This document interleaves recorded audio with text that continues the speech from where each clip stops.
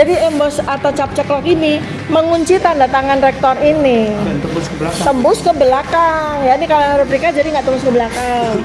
Nah kalau yang asli tembus ke belakang.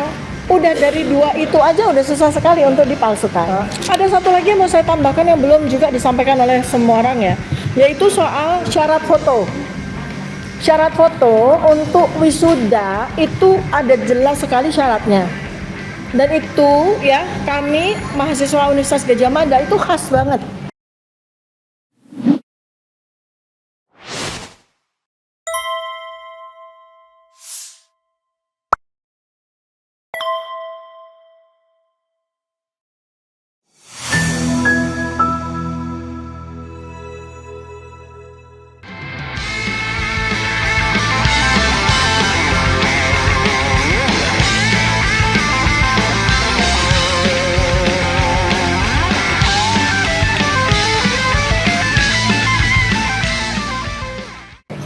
Ya, itu saya ijazah tersebut dan transkrip tersebut.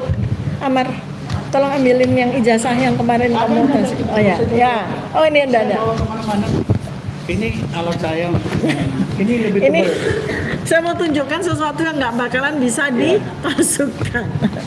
Karena Nanti Pak jangan dipegang, jangan disentuh. Oh, iya, Kalau bagaimana caranya kalau nggak disentuh gitu, gimana terbalik? ya, ini replika ya, ini replika. Itulah.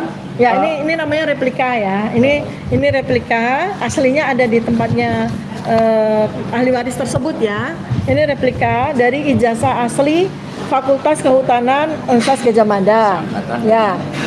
Pada beberapa bulan yang lalu, saya hadir ke rumah beliau, memegang betul dengan setidaknya dua dari panca indera saya, yaitu mata dan taktil ya, sentuhannya.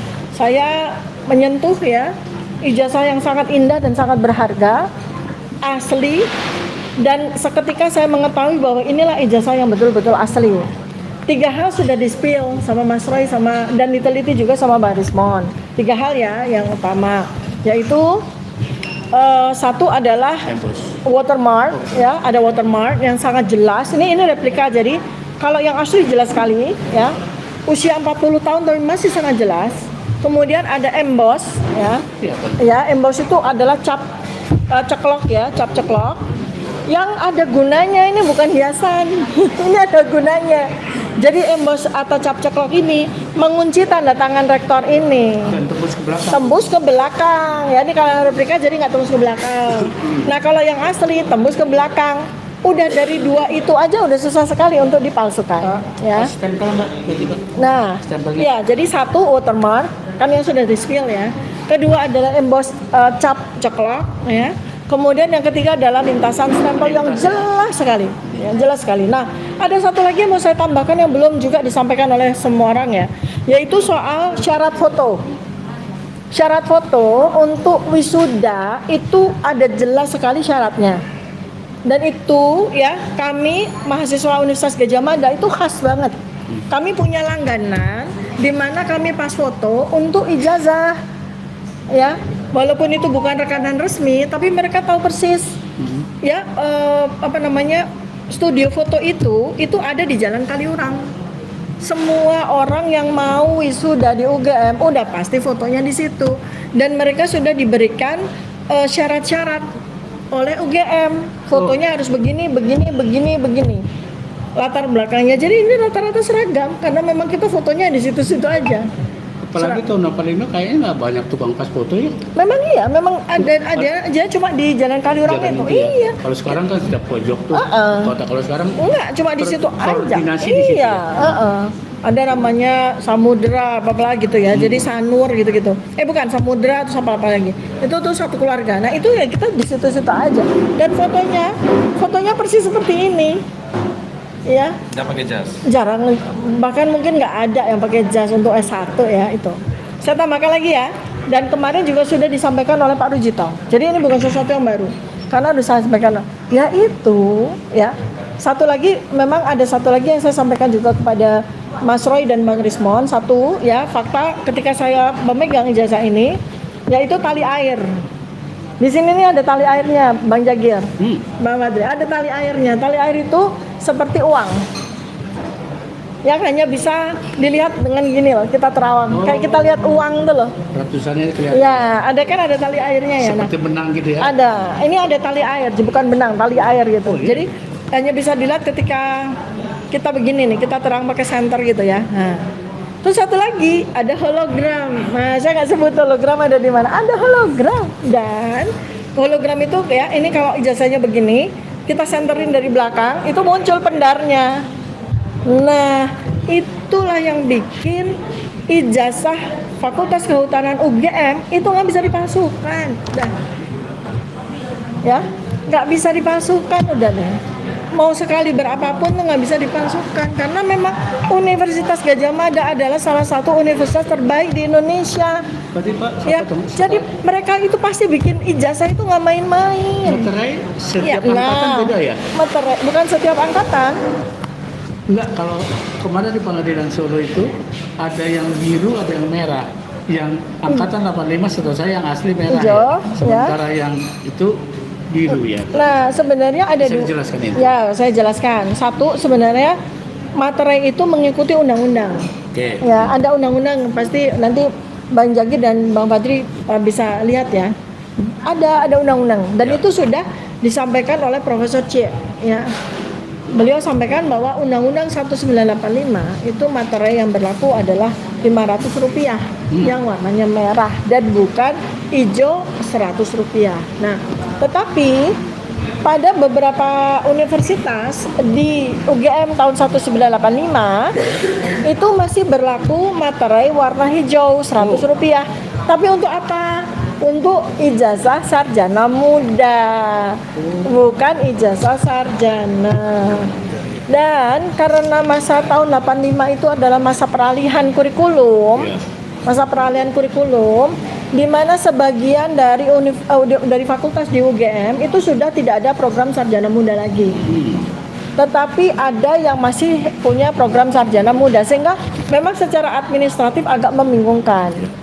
Ada yang pakai materai, ada fakultas yang pakai materai, ada fakultas yang tidak pakai materai, ya.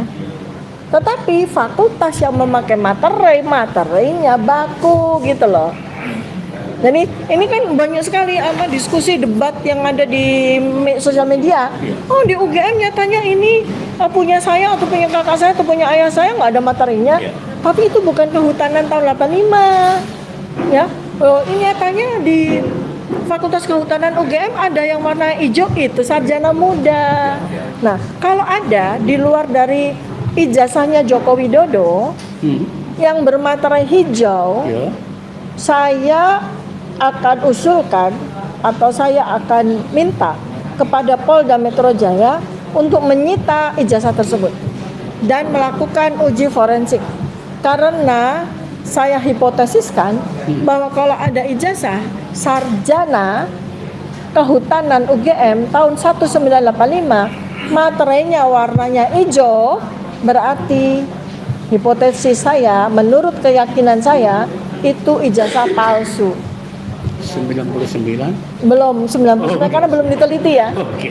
Jadi gini, saya ulang sekali lagi, kalau ada ijazah Ya, paham. sarjana Kehutanan UGM 1985 dengan materai warna hijau, selain ijazah Joko Widodo, kita patut pertanyakan keasliannya.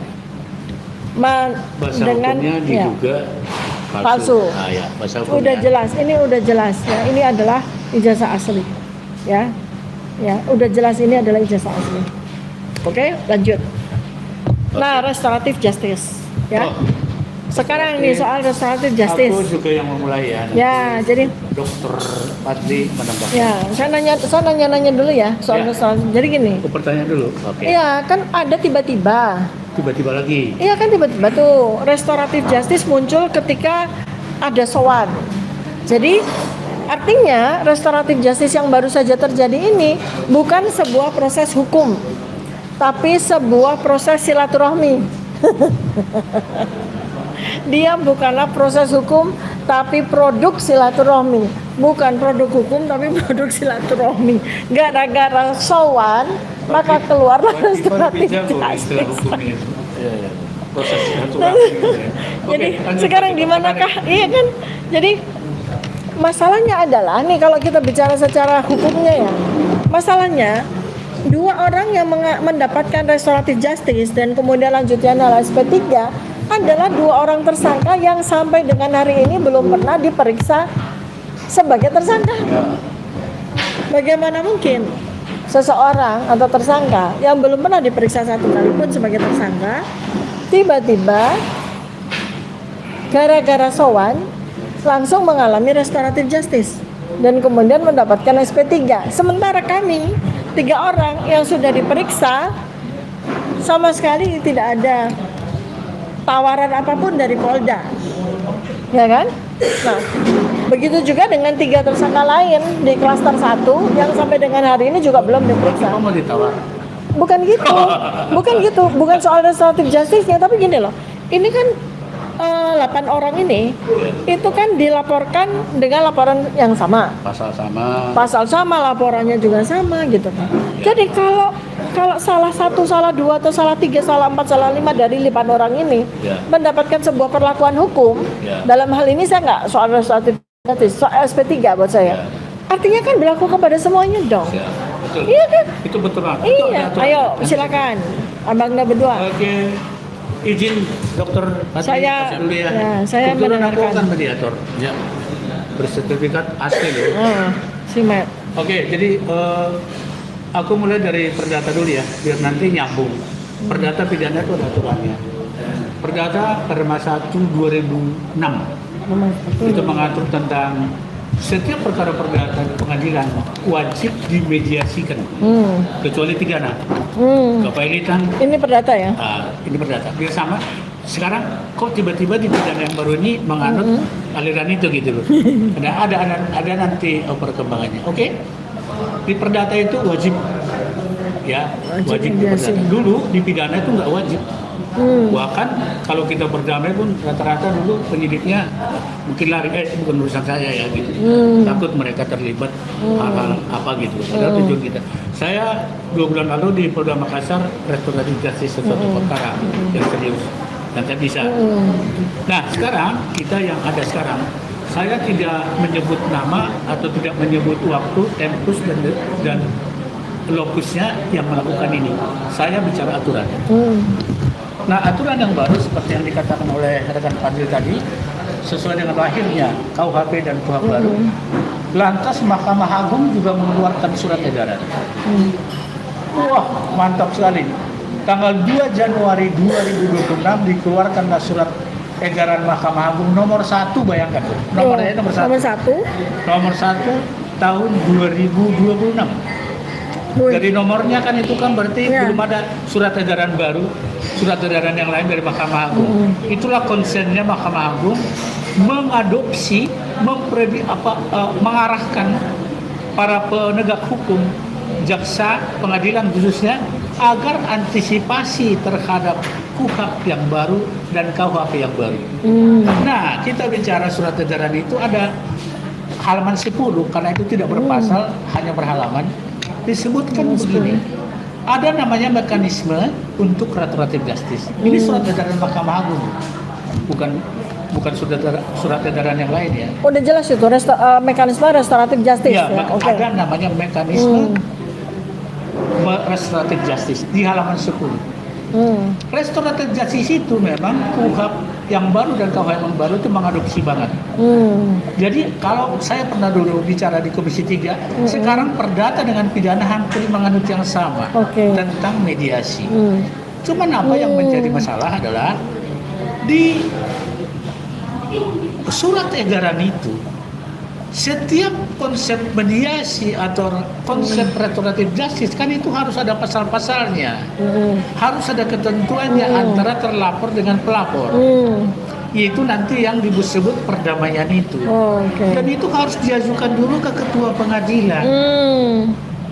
Artinya syaratnya adalah harus ada pengadilan dulu. Ada disebut di situ, nggak boleh dilewati. Jadi kalau damai-damai itu namanya damai pinggiran, tidak sesuai dengan surat edaran Mahkamah Agung. Artinya yang melakukan ini adalah hakim dong.